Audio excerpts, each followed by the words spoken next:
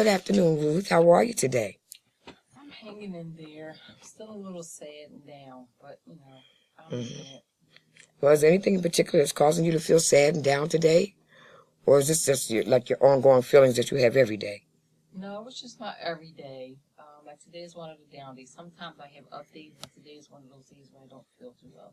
Oh, well, I'm really, really sorry to hear that. And of course, I hope that you begin to feel better.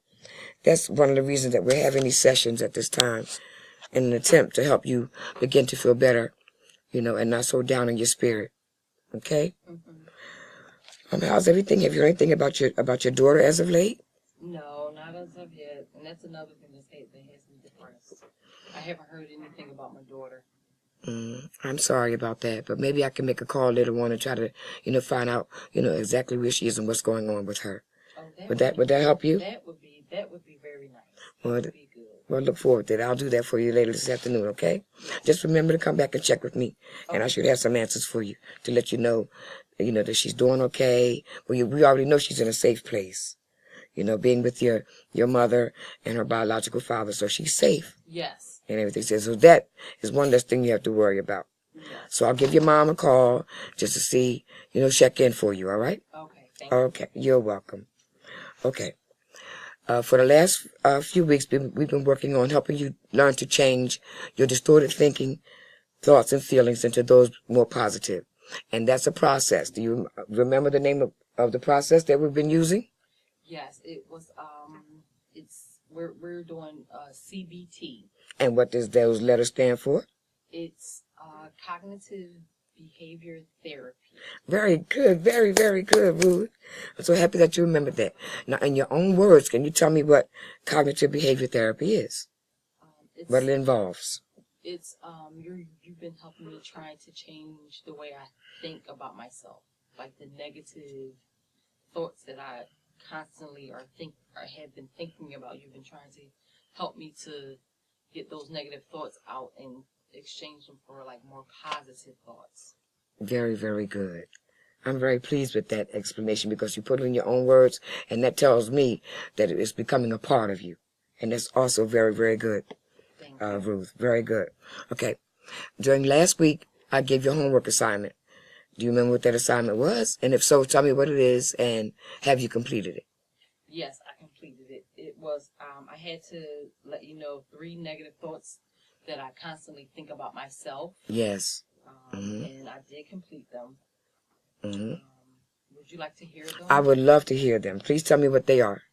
The first one is, and it took me a while to get through this because just realizing my truth is kind of sort of hard. Well, it's always hard to look inward and everything, but just know that you're not alone. I'm with you. So is your mother. And your daughter, even though she's very young, she's on your side automatically. And being in this program, you've learned something very, very important, and that is that you're not alone because who is with you? God is with me. Most definitely. Yes. God is with you, dear.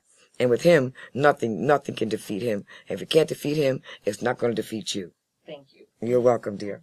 Okay, now what were the 3 thoughts? My first is that I feel like I am damaged goods and I will never be worth anything because of how the man took advantage of me. So I just feel worthless. I understand that.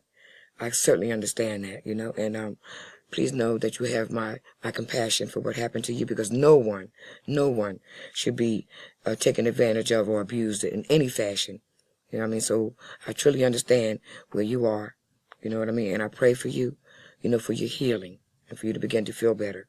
Okay? And recognize your self-worth. And we'll work on that in a few moments. Okay, what was your second thought?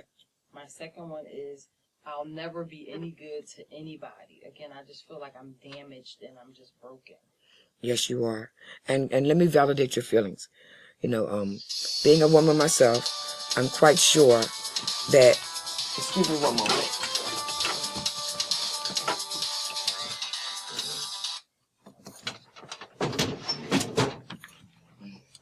Thank you, Ruth. Yes. Okay. Being a woman myself, I'm quite sure that I can understand, how you're feeling inside. Everything, but there's some good news, and as we proceed through this session, I think you'll feel pretty happy with the results. Okay? Okay. And what was number 3? And the last one is I feel like I'm an awful mother, and that I probably won't be able to protect my daughter from going through the same thing that I went through. Oh, okay. Well, I'm sorry you're having that thought. But that thought right there, too, is an untruth. It's definitely an untruth. Because quite the contrary, I believe this, Ruth. Since that happened to you, that's going to make you what we call hypervigilant. You're going to be so protective over your daughter, and hopefully not too overprotective, because she has a right to breathe too. So, but don't worry about it. I'm going to take you someplace during this session to help you, dispute that negative thought as well. Okay? Okay, thank you. Okay. Now, I briefly explained to you last week about positive affirmations. Mm-hmm. Do you remember the definition I gave you for that? I believe it's like saying positive things about myself so that it becomes a constant in my head. So I can stand on like saying things positive so that I can block out the negative. Yes, we're going to work on you doing that today. We're going to begin that process of positive affirmations, and we have a tool that we're going to use, which is the mirror. And we're going to take your negative thoughts one at a time. Mm-hmm. I'm going to ask you to go before the mirror right there on the wall, mm-hmm. and to begin to repeat the positive affirmations in such a way as to help you begin to push out those negative thoughts. Okay. Okay? Yes. Okay. Okay, go to the mirror for me, please. Okay. Mm-hmm. Ready? Yes. Okay. Your first negative thought was, I am damaged. Yes. Okay. Now this is what I would like you to say in the mirror. Repeat this 3 times. Mm-hmm. Look yourself in the eyes and say it as though you believe it. Okay. Okay. Okay. I am damaged. You're going to say, I'm a good person, worthy of being treated with dignity and respect. Please do that and say that 3 times. Yes. I'm a good person. I'm worthy of being treated with dignity and respect. Again. I am a good person and I'm worthy of being treated with dignity and respect.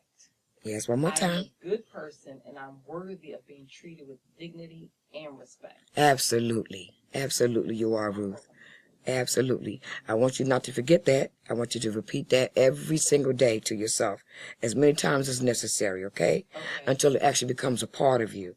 How did you feel just now when you repeated that affirmation? I felt a little nudge, like it felt a little powerful. Oh, okay. I felt good. Well, that's the idea. And I like the fact that you use the word powerful, because that sense of being empowered is the one that's going to help you to continue working in this process to get yourself to a better place. Okay? Because you do have power to change the negatives into positives. Okay? Yes. Okay. The second negative thought you mentioned was, I'll never be any good to anyone. Yes. Okay. So in response to that, we're going to try to replace that thought with this thought. Mm-hmm. Okay? I'm a child of God who loves me unconditionally. I am a child of God who loves me unconditionally. Now repeat that again. Say that 3 times. I'm a child of God who loves me unconditionally. Mm-hmm. I'm Again. a child of God who loves me unconditionally. That's wonderful. And I couldn't help but notice that you had an inflection on the word me. So that tells me you were feeling something in response to making that statement. Can you identify what that feeling was? Yes, to me it became personal. Like I feel like it's me, like he loves me. So it's me. So I am loved by God. Yes, you are. I deserve to feel loved by God. So you see how the first 2 positive statements feed into one another? Yes.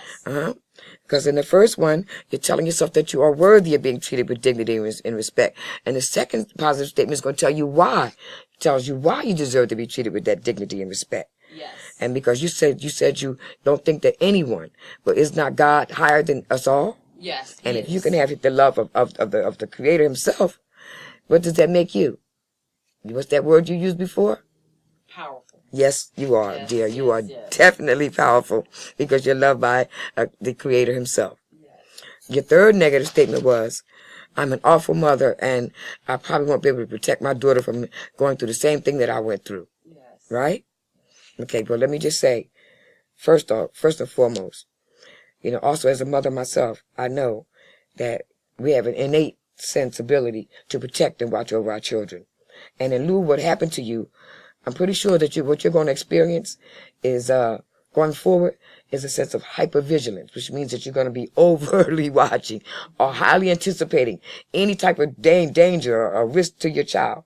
So if I were you right now, I wouldn't even worry about that because I see you as a good person and an awesome mother. Oh, thank you. Okay, you're welcome, dear. You're welcome. But let's see.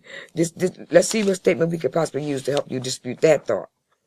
I want you to say, look at yourself in the eyes. I'm a good mother, capable of loving and protecting my daughter.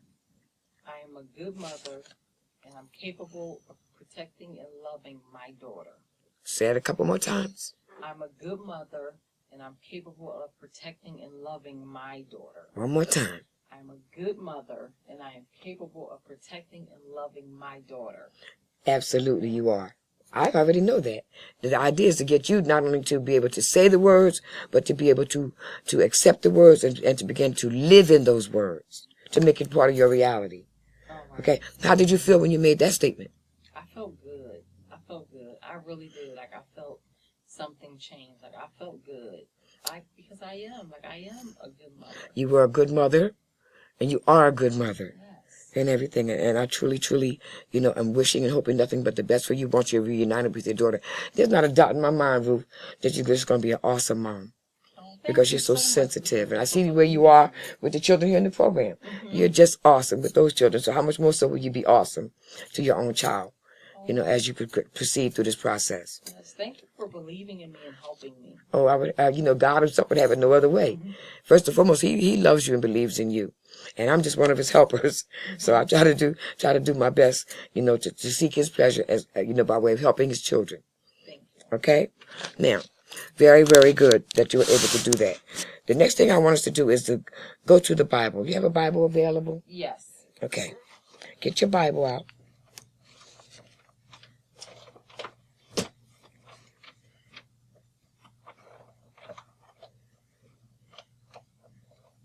And I want you to go to 2 Corinthians chapter 5 and verse 17.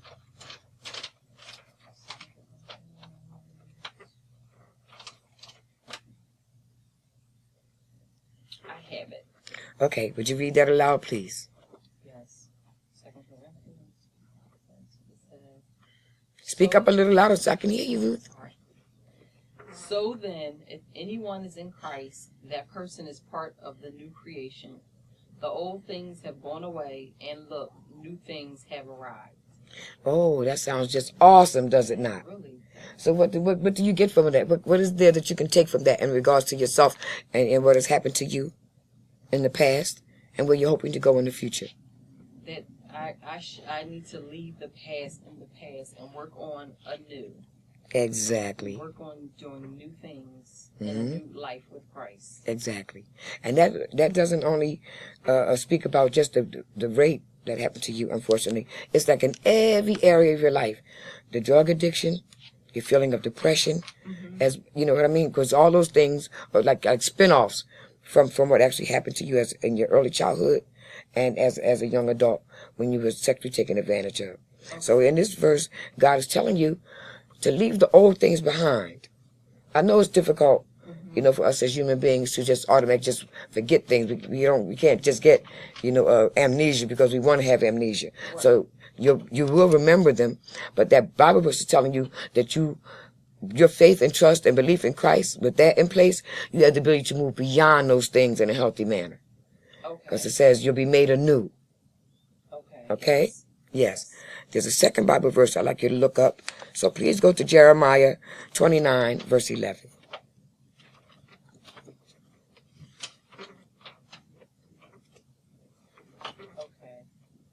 Okay, you want to read that when you're there?